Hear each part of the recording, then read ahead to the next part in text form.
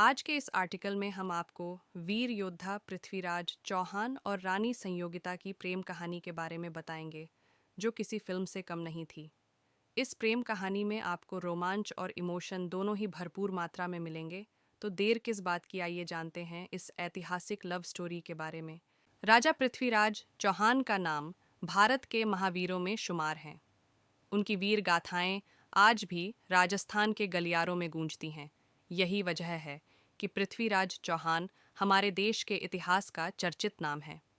भारत की कई ऐतिहासिक किताबों में पृथ्वीराज चौहान के बारे में आपको पढ़ने के लिए मिल जाएगा। ये तो सभी जानते हैं कि पृथ्वीराज चौहान एक वीर योद्धा थे, मगर यह बहुत कम लोग जानते हैं कि वो प्रेमी भी थे।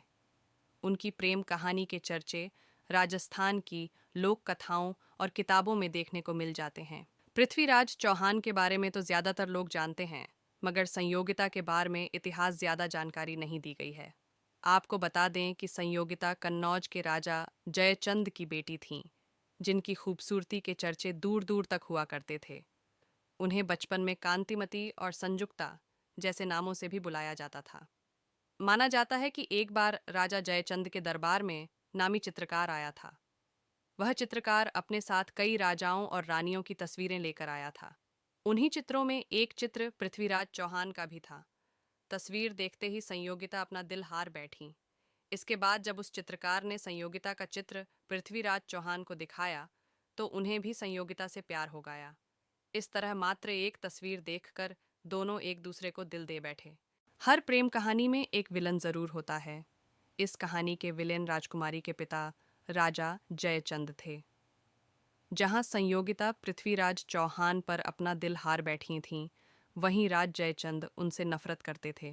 जिस वक्त पृथ्वीराज चौहान दिल्ली में शासन कर रहे थे, उस दौर में राजकुमारी संयोगिता का स्वयंवर आयोजित किया गया। इस स्वयंवर में अलग अलग राज्यों के राजाओं और राजकुमारों को बुलाया गया। पृथ्वी चौहान को यह निमंत्रण मिला, मगर उनके सामंतों को इस बात में गड़बड़ी महसूस हुई, जिस कारण पृथ्वीराज ने इस निमंत्रण को अस्वीकार कर दिया।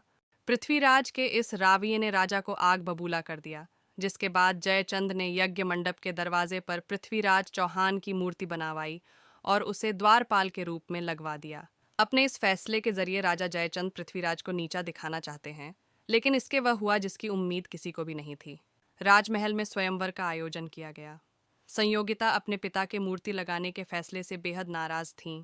जब स्वयंवर शुरू हुआ तो संयोगिता से किसी एक राजा को चुनने के लिए कहा गया। तब उन्होंने स्वयंवर करने से इनकार कर दिया, लेकिन जब उन्हें पता चला कि पृथ्वीराज चौहान नहीं आए, तो उन्होंने दरवाजे पर लगी उनकी मूर्ति को ही वरमाला पहनाने के फैसला लिया। जैसे ही संयोगिता मूर्ति पहनाने के लिए आगे बढ़ीं, उसी दौरान पृथ्वीराज वहां पहुंच गए। यह देखकर संयोगिता बेहद खुश हुईं और उन्होंने पृथ्वीराज चौहान के गले में वरमाला पहना दी। इसी के साथ दोनों का स्वयंवर पूरा हो गया। पृथ्वीराज चौहान स्वयंवर से सीधे दिल्ली चले आए। माना जाता है कि राजा जयचंद हमेशा से ही पृथ्वीराज चौहान से दुश्मनी रखते थे, जिस कारण उनसे बदला लेने के लिए राजा ने अफगान के मुस्लिम शासक मोहम्मद गौरी को पृथ्वीराज चौहान पर आक्रमण करने के लिए आमंत्रित किया था। इतिहास में हम पाते हैं कि मोहम्मद गौरी और पृथ्वीराज चौहान के बीच 17 युद्ध होते हैं, जिनमें 16 बार युद्ध में गौरी को हार का सामना करना पड़ता है।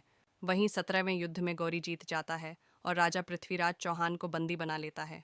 लेकिन अपनी सूझबूझ की मदद से पृथ्वीराज चौहान गौरी की हत्या करने में कामयाब होते हैं। तो ये थी पृथ्वीराज चौहान और संयोगिता की अमर प्रेम कहानी।